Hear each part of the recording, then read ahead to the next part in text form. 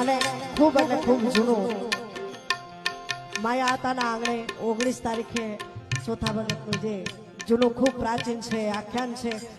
અને એનું ચોથા ભગતનું આ ગીત વર્ષો જૂનું